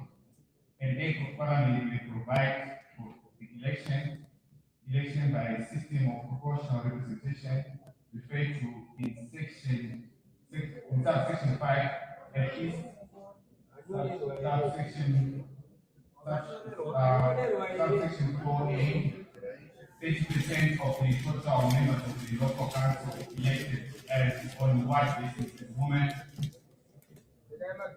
10% of the total members of the local council elected on white basis shall be youth aged 18 to 85. One of the Chairperson, young people have long suffered from underrepresentation in government structure. As a result, they have been often excluded from decision-making processes that directly affect their lives and the future of this country. If this bill is truly about inclusive development, then we must allow young people to help define their own future. Honorable Chairperson, this amendment is a product of extensive consultation with young people across the country. It is also a product of youth focus.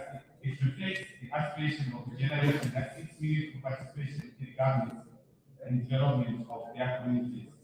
Honorable Chairperson, the amendment seeks to reserve at least 10% of local council authority seats for young people in youth quota system. Its objective is to strengthen our democracy by ensuring that young people who constitute the majority of our population are adequately represented in local government structures. The proposal advances three important democratic principles. Firstly, participation gives young people a direct voice in decision-making processes, community development initiatives, and the delivery of public services that affect their lives. Secondly, accountability. The presence of young people in local authorities will help ensure that councils are more responsive to the needs, concerns, and aspirations of the youth. Thirdly, inclusion. This amendment complements existing constitutional measures that promote the participation of women and other groups in government. It broadens representation and strengthens the diversity of voices in our local government institutions. Honorable Chairperson, young people are not merely leaders of tomorrow, they are active contributors to national development today. Their energy, innovation, and youth experiences are valuable assets that should be reflected in our government structure. This amendment therefore seeks to ensure that local authorities truly mirror the communities they serve. I urge honorable members to support this progressive amendment as an investment in stronger and more inclusive and more democratic local governments. Honorable Chairperson, I respect this. Thank you.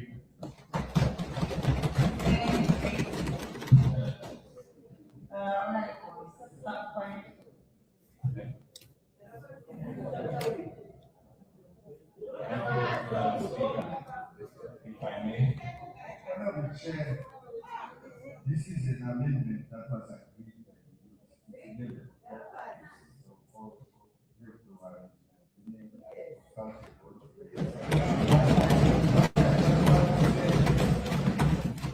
It's 11 o'clock on the 17th. There was a baptism of Honorable Bagrai to the extent that he retracted his word that he opposes the bill in its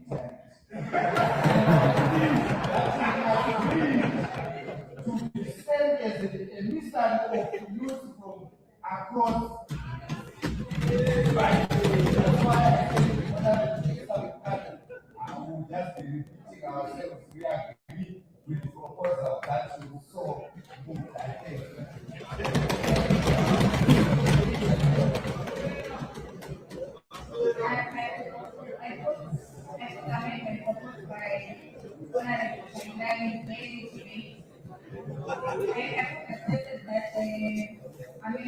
now made. Those of that opinion say aye. Those of the contrary opinion say no. I think the ayes have it, ayes have it.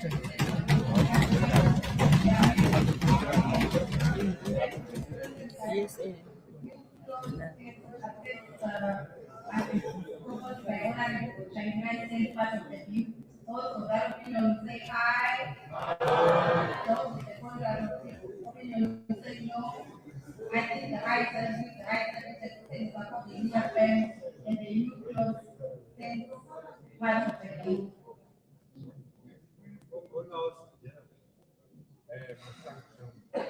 I put cessation of new clause after 22 law 25. Honorable Minister.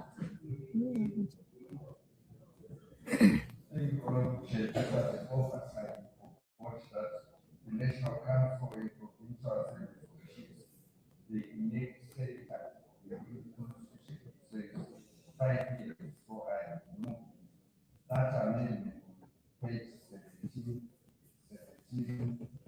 that appears in my name, so appears on the paper to change from 5 years. I put the amendment proposed by Honorable Minister. Is there any debate? I put the question that the amendment being now read, those of that opinion say aye. Those of the contrary opinion say no. I think the ayes have it, the ayes have it, the question is about the interference with the amendment. I put the question that the amendment, the new clause 25 is amended by the minister as part of the bill. Those of that opinion say aye. Those of the contrary opinion say no. I think the ayes have it, the question is about the interference. The new clause 25 is amended as part of the bill. I put clause 24 now 26. New clause independent voters for audit. Honorable Very much, Chair. I move for the adoption of the amendment that is under my name, so that there is a paper. Honorable Chair, I think at the heart of the dispute in the election in this country has been the issue of the voters' roll. If you follow all the election, the issue of the voters' roll has been central to our problem. And I'm suggesting, Honorable Chair, that for participating parties in an election to be satisfied that the voters' roll contains names of people that have been registered and people that are eligible to vote, there be an independent audit of voters' roll, like what is happening in other jurisdictions, so that before we go for an election, every party is satisfied that the voters' roll is correct. So I move that we consider this amendment. And this is also part of the amendment that has been contained in every observer mission report to EU standard.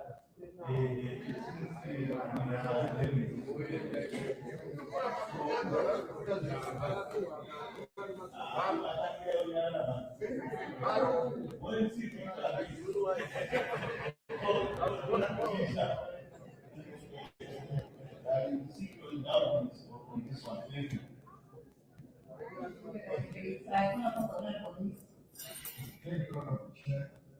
Honorable Chair, this is not situated in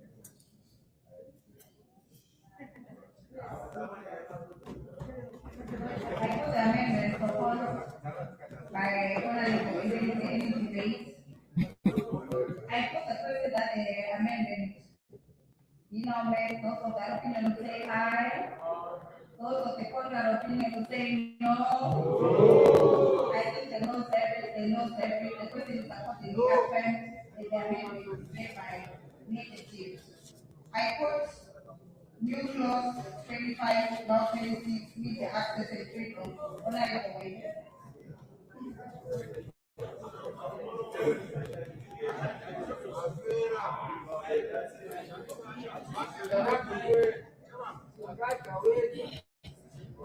Our most my child is here that the minister is not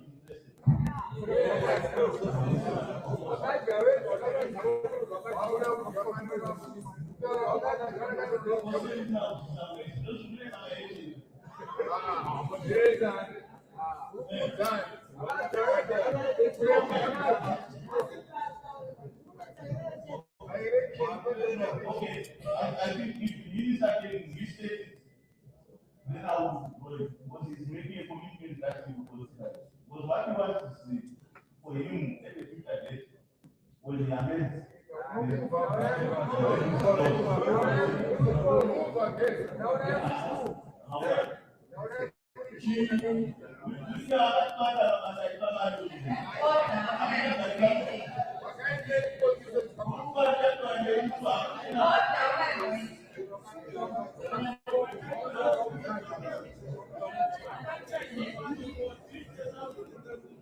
These are not belong to the subsidiary legislation of the and after the passage of the constitutional bill, we will have aligned the legislation and we the electoral acts and other acts aligned. So when we are doing that, we can give it due consideration, but not now. I submit on the Okay, thank you very much, Honorable Chair. In consideration of what the minister said, I now draw this wait until it gives the so.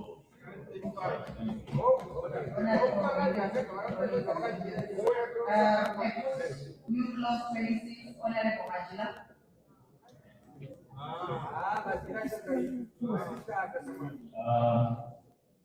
Briefly, Madam Chair, I move new clause 26 as appears on page 1718 of today's order paper. In brief, Madam Speaker, I seek the Housing Committee to approve the amendment of Section 124 of the Constitution by inserting Section 124 1D to read as follows. All members elected through a past post by Zimabwe'S based in diaspora demarcated into Europe and America's constituency, South Asia and Transpacific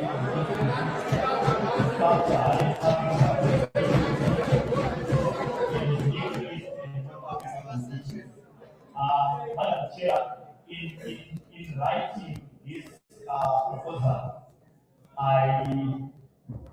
was guided by my reading of comments from the Mayor of Government Business, who was quoted by the Herald on the 27th of February 2026, saying one of the issues that the Constitutional Bill number 362 is to make diaspora vote possible. Those who have access to internet can look for the Herald of the 22nd of February 2026 and appreciate the views that were pushed by the leader of government business. Madam Chair, I read this proposed amendment because part of the issues that we're talking about in bringing the diaspora vote in Zimbabwe, we're arguing that due to actions by other government entities, it might be difficult for some political actors in this country to be able to campaign from Zimbabwe's best approach. But what this amendment has done is that it has said there will be no need for a presidential candidate to move around campaigning because the presidential candidate will now be from being party. What it then means is that a member of parliament can be elected in that. I specifically propose that we demarcate the diaspora in constituencies so that members of the political party can compare among each other in the diaspora and the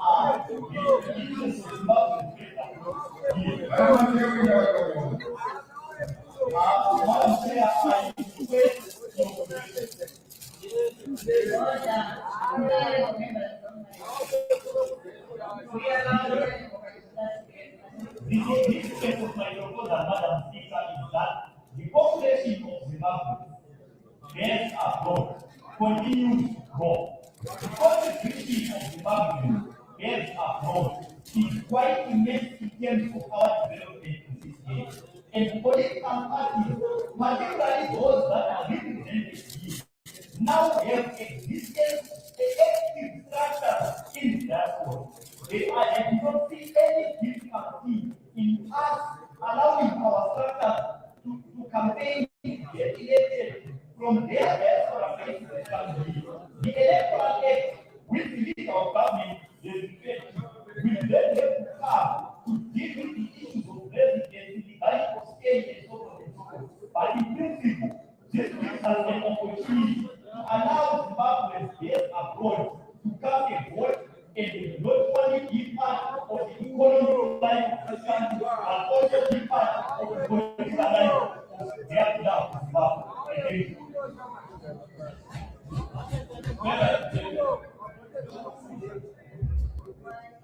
Further debate.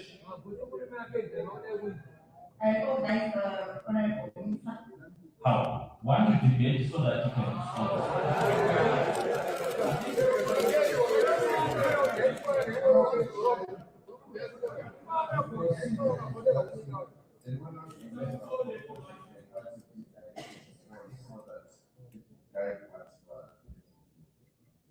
Honorable Chair, indeed, I indicated that it's possible in their constituency, or possibly we can leave it for support. That's what we are constitution. That is what I'm saying. It's practically possible for us to do it in the manner that we are possible. Therefore, I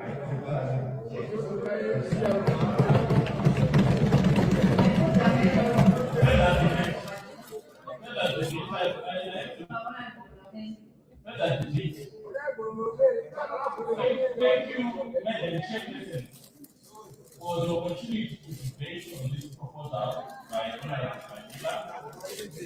I rise in full support of the proposal.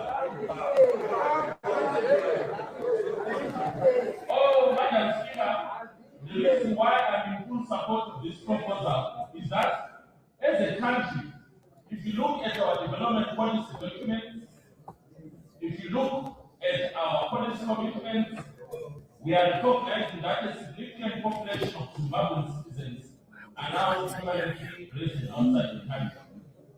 As I speak to you, I can say with authority that the Minister of Finance, Honorable Zimabwe'S, has publicly stated that the diaspora community is now a key contributor to this country, contributing at least $2 billion annually in annual remittances. The diasporans are contributing not just remittances that are recognized by the Honorable Minister, but they are every day involved in our lives in Zimbabwe, whether it's a funeral, whether it's education, whether it's weddings. Every day, Zimbabweans outside the country are contributing for the development of this country. Having said that, Honorable Madam Chair, Zimbabwe prides itself in learning from other countries. We will start by learning from our neighbors. If you go to Mozambique today, if you go to Botswana today, if you go to Zambia today, if you go to Namibia today, all these countries who are SADC members have a provision for the residents, for the citizens of those countries to vote during elections. Their embassies, their consulates facilitate the registration of voters, and they vote. South Africans vote in London, and their votes are considered as part of the national process of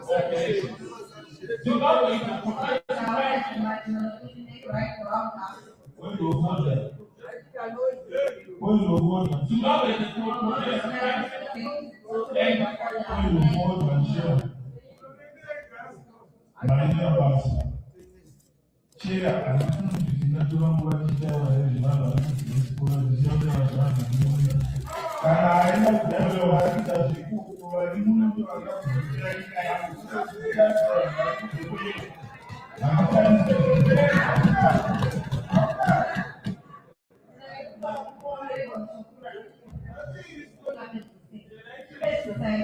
Finish, Madam Chair. Zimabwe'S are now existing at 2 levels. There are Zimbabweans who live in Zimbabwe, there are Zimbabweans who live outside Zimbabwe. We've got more than 4 million Adam Zimbabweans who live outside the country. And they are going to be important to the development of this country. And our government does recognize them. Our officials, especially our ambassadors, are engaging the Zimbabweans who live outside the country. There are our honorable ministers are engaging them. Trying to travel outside the country. So,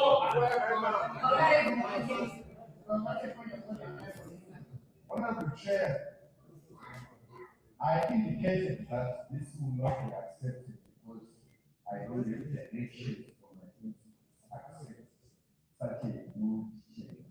But I have the commitment that the diaspora, we can consider them, they can be registered in their constituencies, we can make modalities of ensuring that they vote when we amend the electoral act.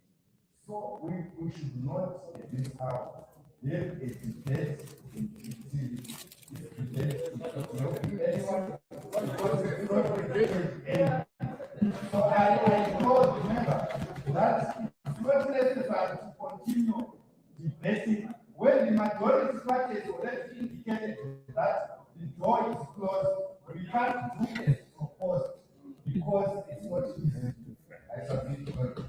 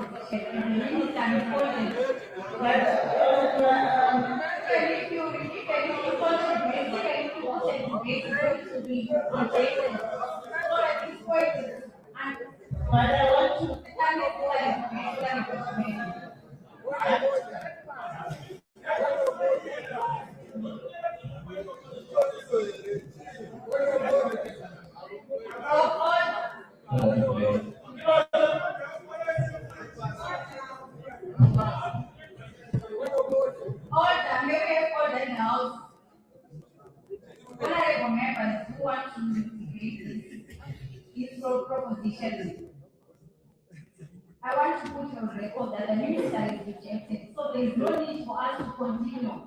Because he has already made it clear that he is rejected. So,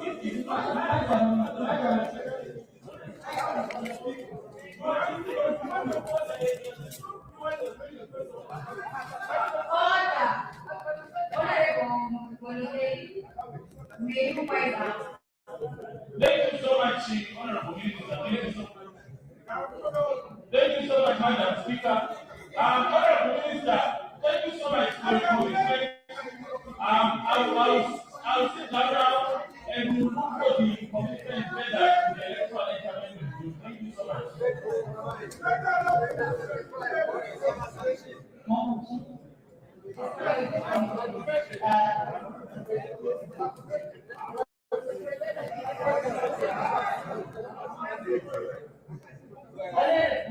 Chairperson, I wanted to just find out from the Honorable Minister the reasons why he believes that diaspora representation is impossible.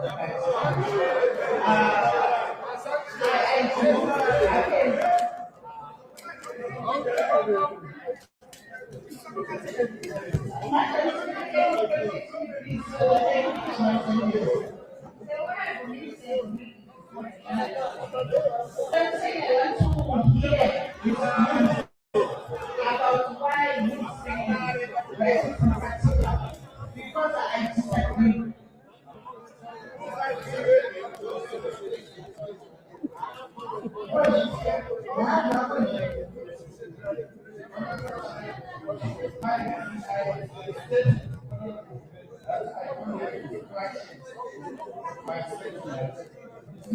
As we have conversation on this issue, but what I can indicate is for those in the diaspora to register the mechanisms to be made to vote in their constitution. This I don't have the direction nor do I have authority to make a ruling on it. That's why I say I can't. So at this juncture, let's just leave it. I put the amendment proposed by Honorable Kajila. Is there any debate? I put the first amendment.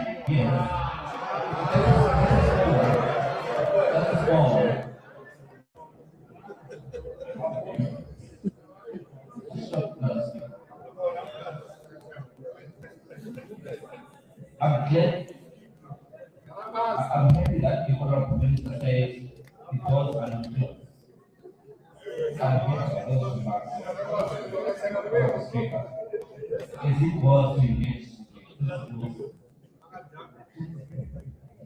as a right that Section 67 of the Constitution of Zimbabwe guarantees every citizen the right of vote. Citizens don't lose their citizens' rights simply because they reside out of Zimbabwe. And they engage the principles of age. You must said the last time I said Zimbabwe is in the diaspora. Good investments, skill transfer. What else?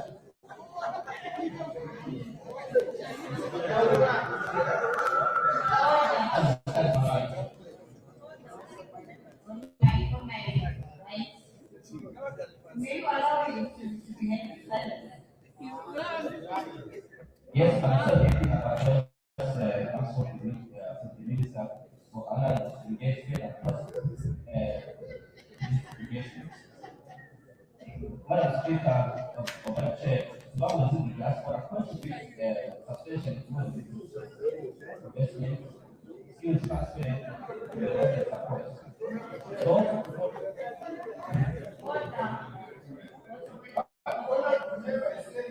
Exactly what the mover said and what Honorable Molokel said. I think we must not just repeat for the sake of being seen on camera. You are not getting anybody. Honorable Molokel and Honorable Bashir, every said, and I will take that message.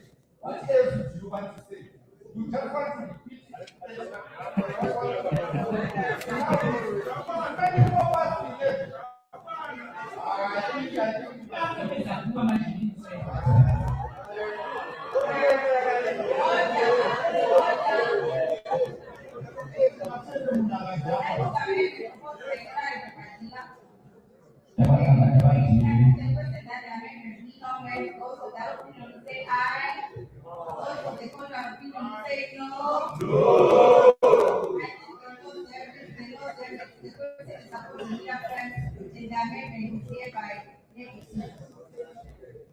I shall now report and view with amendments. Chair, there are amendments that we made that would follow the sequence of numbers in each view. For example, when we amended section 277, the clause is at the tail end. Chair, I propose that our council to parliament, when they are doing scrubbing, they can renumber it in the correct order, so that it's put on record that once it's numbered correctly, we don't have anyone who question why the order is changed, so that it appears later and transcribed into the constitution in the correct order. I submit I want to thank you for the work that you did tonight. You were very good.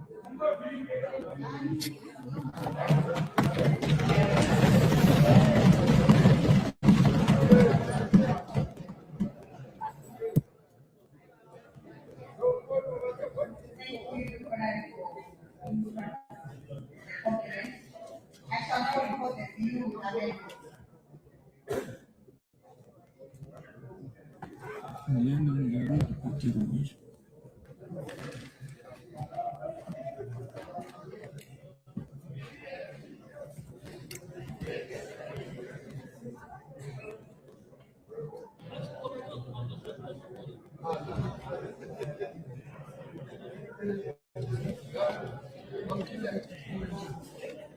Reporting stage.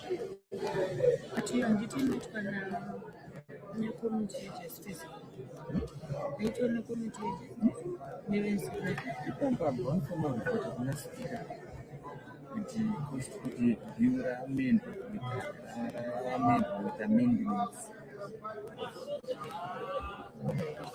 Madam Speaker.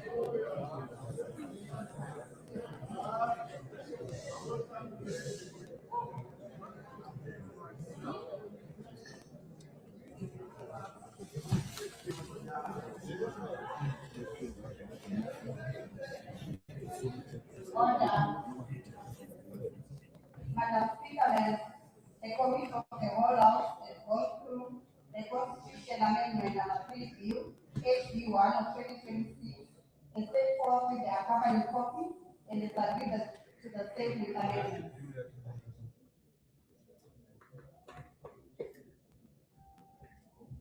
Thank you. The chairperson of committee reports the constitution of Zimbabwe amendment number 3 HB1 2026 with amendment. What day for consideration of the amendment?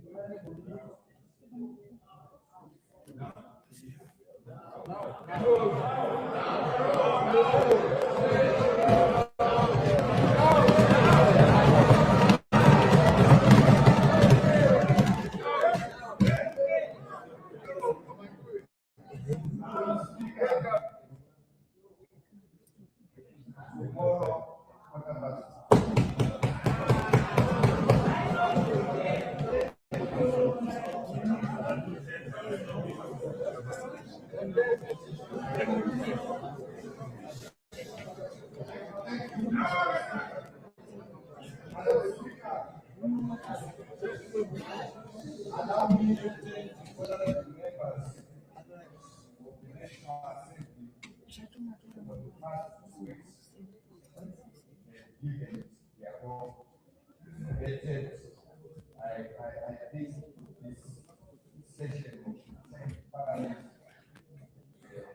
this will go down in this session when debate was done by almost every other member.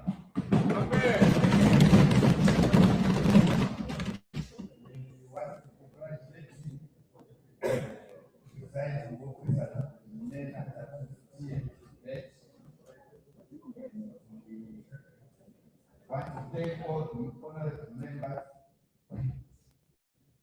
trying to see and deeper. But I think in the end, we found each other. And then say that, Madam Speaker, I move that the House do now